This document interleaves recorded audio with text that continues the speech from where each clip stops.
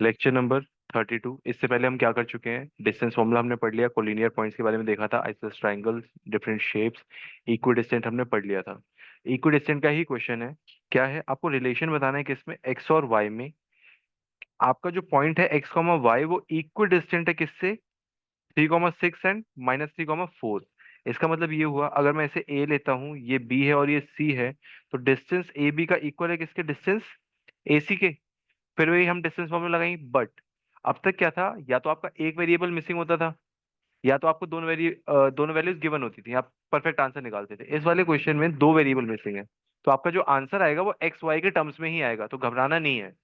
यहाँ देखो, सबसे पहले आपने डिस्टेंस का फॉर्मूला लगाया, रूट से रूट कैंसिल हुआ आपका। हाँ सर। ए माइनस बी का whole square, A minus B का whole square, A plus B का whole square, A minus B का होल स्क्वायर।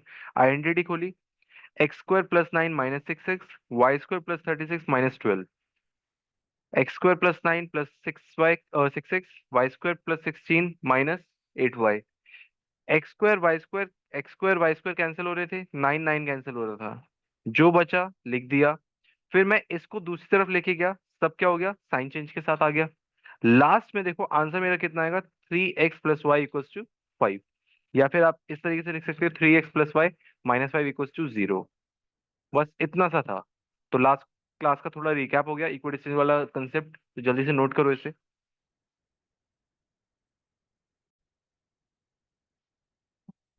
सर अगला क्वेश्चन दिखाना, ये लो। Find the perimeter of a triangle of vertices A B and C. एक triangle है, तीन पॉइंट्स दे रखे हैं उसके, आपको पेरीमीटर निकालना है। पेरीमीटर ऑफ ट्राइंगल क्या होता है, सम ऑफ ऑल साइड्स। तो आपको साइड्स निकालनी पड़ेंगी पहले। तो तीन पॉइंट से तीन डिस्टेंस आ जाएंगे, ए बी बी सी और ए सी। फिर लास्ट में तीनों को ऐड कर दोगे, आंसर आ जाएगा।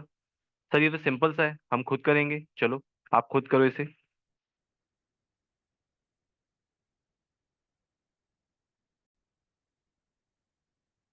ये देखो, ये क्वेश्चन तो इजी था। आपने डिस्टेंस फॉर्मूला लगाया, ए बी के बीच में x2 - x1 का स्क्वायर प्लस y2 - y1 का स्क्वायर। सॉल्व किया, कितना आ गया, 4 यूनिट्स। बीसी में सॉल्व किया, कितना आ गया, 3 यूनिट्स। और एसी में सॉल्व किया, कितना आ गया, 5 यूनिट्स। पेरीमीटर का फॉर्मूला क्या होता है, A B plus B C plus A C. तीनों को ऐड कर दिया, कितना आ गया, 12 यूनिट्स। इजी था ये तो। जिसका नहीं हुआ है कॉपी कर लो, जिसका हो गया है वो अगला क्वेश्चन देखेगा। अगला खुद ट्राई करो। इक्विडिस्टेंट वाले क्वेश्चंस मैंने आपको समझा रखे हैं, देखो होता है सॉल्व कि नहीं। सर सुनो, क्वेश्चन क्या था, जिसने अपने आप कर लिया अच्छी बात है। Find the value of K if point this is equidistant from A and B. इसका मतलब distance P A equals to distance P B, यही लगेगा। पी ए पे आप रूट से रूट कैंसिल हो जाएगा आपका। उसके बाद आप आइडेंटिटी देखोगे, कहाँ आइडेंटिटी लग रही है, के स्क्वायर से के स्क्वायर कैंसिल, सॉल्व किया, के की वैल्यू कितनी आ गई, 3। इसमें तो किसी को भी डाउट नहीं है, डाउट है। हाँ सर।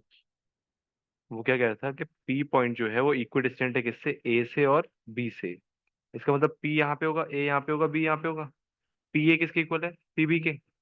डिस्टेंस फॉर्मूला लगाया, x2 - x1 + y, x2 - x1 का स्क्वायर प्लस y2 - y1 का स्क्वायर। सेम यहाँ पे लगाया, रूट से रूट कैंसिल हुआ, 5 - 2 3, 3 का स्क्वायर 9। सर यहाँ पे आइडेंटिटी लगाई, यहाँ सॉल्व किया, ये आइडेंटिटी लगाई, के स्क्वायर से के स्क्वायर कैंसिल हो गया। 9 + 16 कितना हो गया, 25 -8 के। 4 + 9 कितना हो गया, 13 और -4 के, ये एज इट इज आ गया। अब उसके बाद क्या किया मैंने, इसको मैं उधर ले गया, तो -4 के ऑलरेडी था, -8 के उधर जाके +8 के हो जाएगा, कितना हो गया, 4 के। 13 ऑलरेडी था, +25 -25 हो जाएगा, कितना हो गया, -12। -12 उधर जाके प्लस हो गया, के की वैल्यू कितनी आ गई, 3। यहाँ तक जिसका नहीं हुआ है नोट कर लो, फिर हम अगला टॉपिक पढ़ते हैं। सुनो, बहुत इंपॉर्टेंट बात बता रहा हूँ सर। क्या अ- अब तक हमने क्या पढ़ा, डिस्टेंस फॉर्मूला। दो पॉइंट्स दे रखे होते थे, उन दोनों पॉइंट्स के बीच में हम डिस्टेंस निकाल देते थे। सेक्शन फॉर्मूला क्या कहता है आपसे, कि आपके पास दो पॉइंट से बनने वाली एक लाइन सेगमेंट थी, उस पे कुछ पॉइंट्स आए जिसकी वजह से वो पूरी लाइन सेगमेंट किसी रेशियो में डिवाइड हुई। यहाँ देखो, एक ए पॉइंट था, एक बी पॉइंट था। इससे बनने वाली लाइन सेगमेंट थी क्या, ए बी। इस पे एक पॉइंट आ गया क्या, सी। जिसकी वजह से ए बी जो है वो एम रेशो एन में डिवाइड हो गई। अब वो एम रेशो एन 2:5 हो सकता है, 5:3 हो सकता है, 5:7 हो सकता है, कुछ भी हो सकता है। कोई सर्टेन रेशो होगा एम रेशो एन। ए के कोऑर्डिनेट्स तो आपको पता ही था कैसे होते थे, x1 y1। बी के क्या होते थे, x2 y2। अब एक थर्ड पॉइंट आ गया तो कोऑर्डिनेट क्या हो जाएंगे, x3 y3। अब इसमें क्वेश्चंस किस तरीके से किससे आते हैं, या तो आप कोऑर्डिनेट्स निकालो, जो x3 y3 है वो कोऑर्डिनेट फाइंड आउट करो, या रेशियो फाइंड आउट करो, या फिर x1 y1 या x2 y2 कुछ भी मिसिंग होगा वो फाइंड आउट करो। सर सबसे पहले हम सीख रहे हैं कि x3 y3 किस तरीके से फाइंड करते हैं। ये देखो, x3 का फॉर्मूला है m(x2) प्लस n(x1) अपॉन में m plus n। m(x2) plus n(x1) upon में m plus n। Same y3 के लिए हो जाएगा, m(y2) प्लस n(y1) अपॉन में m प्लस n। हाँ, अगर क्वेश्चन आपसे कोऑर्डिनेट निकालने के लिए बोलता है तो m और n की वैल्यू गिवन होगी। अगर m और n निकालने के लिए बोलता है तो कोऑर्डिनेट गिवन होंगे। ठीक है, एक चीज एक बार में आप एक ही चीज निकाल सकते हो। समझ आया, कोई दिक्कत परेशानी? इसी के साथ मैंने बताया था तीसरा कंसेप्ट और पढ़ेंगे, क्या, mid point formula. Mid point क्या करता है, उस पूरी लाइन सेगमेंट को दो इक्वल पार्ट्स में डिवाइड करता है। अगर दो इक्वल पार्ट्स हैं तो रेशियो क्या हो जाएगा, 1:1। तो मतलब m की वैल्यू भी 1 और n की वैल्यू भी 1, यही होगा। तो अगर मैं इस वाले फॉर्मूले में m की जगह 1 पुट कर दूं और n की जगह भी 1 पुट कर दूं, तो ये क्या हो जाएगा, x2 plus x1 whole upon 2, यही होगा ना। तो यही आपका मिड पॉइंट फॉर्मूला है। रेशियो क्या हो गई, 1:1 हो गई। तो यहाँ पे m की जगह 1 पुट किया, n की जगह 1 पुट किया सेक्शन फॉर्मूला में, तो ये क्या बन गया, x1 प्लस x2 अपॉन में 2।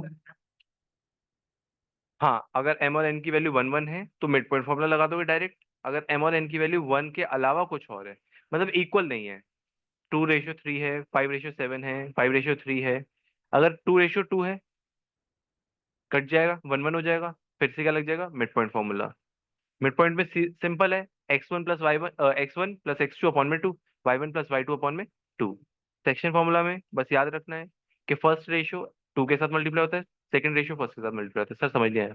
फर्स्ट रेशियो क्या था, m किससे मल्टीप्लाई हुआ, x2 से। सेकंड रेशियो क्या था, n किससे मल्टीप्लाई हुआ, x1 से, अपॉन में m प्लस n। सिंपल है। सर नोट करने दो, करो नोट यहाँ से।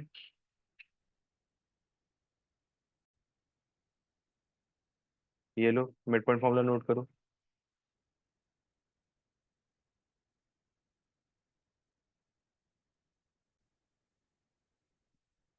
क्वेश्चन देखना,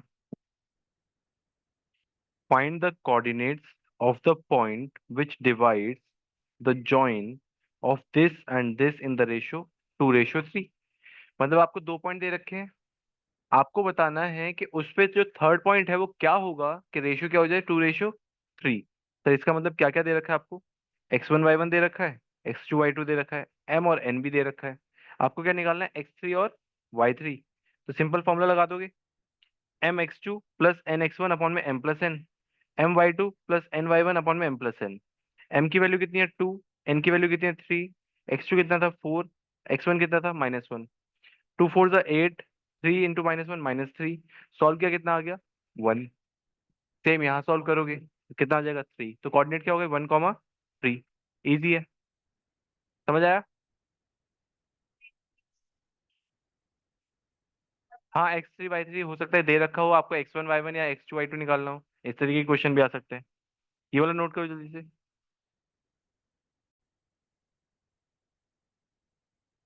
ये वाला क्वेश्चन हो गया, अगला क्वेश्चन देखो।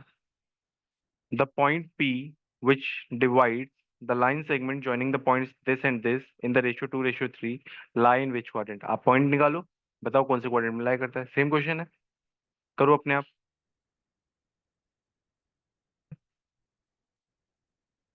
ये देखो, x आपका कितना आ रहा था, 16/5। y3 कितना आ रहा था आपका, -11/5। x पॉजिटिव y नेगेटिव, कौन से क्वाड्रेंट में, फोर्थ क्वाड्रेंट में। फोर्थ क्वाड्रेंट आपका आंसर हो जाएगा। अगला क्वेश्चन देखना, find the coordinates of the point of trisection of the line segment joining 4, -1 and -2, -3। Sir अब ये समझाओ तो सही, ट्राइसेक्शन होता क्या है। ये देखो, बाइसेक्ट का मतलब क्या होता है, टू इक्वल पार्ट्स में डिवाइड करना। ट्राइसेक्ट का मतलब क्या होगा, तीन इक्वल पार्ट्स में डिवाइड करना। तीन इक्वल पार्ट्स में मतलब 1 1 वन। तीन इक्वल पार्ट हो गए।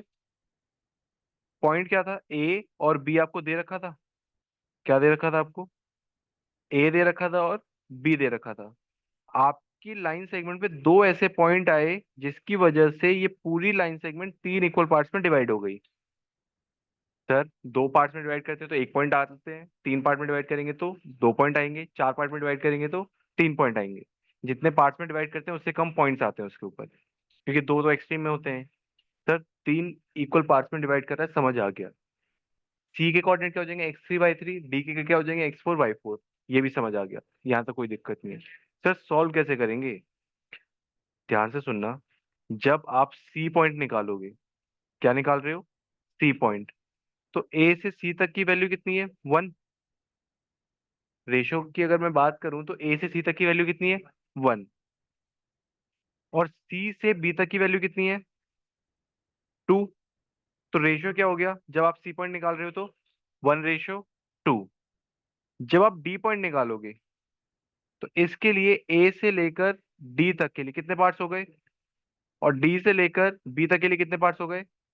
तो इसके लिए रेशियो क्या हो गया, 2:1। तो ये चीज ध्यान रखनी है कि जब आप सी निकालोगे तो रेशियो क्या हो जाएगा, 1:2। जब आप डी निकालोगे तो रेशियो क्या हो जाएगा, 2:1। रेफरेंस पॉइंट क्या है आपके, ए और बी, x1y1 और x2y2। ठीक है, कर लोगे सॉल्व? करो जल्दी से। ये देखो, ये आंसर आ रहा है आपका। पॉइंट सी के लिए रेशियो 1:2, तो x3/3 कितना आ जाएगा आपका, 2 - 5/3। पॉइंट डी के लिए रेशियो 2:1, तो x4 कितना आ जाएगा, 0, -7/3। हाँ, कोऑर्डिनेट्स लिखने हैं आपको।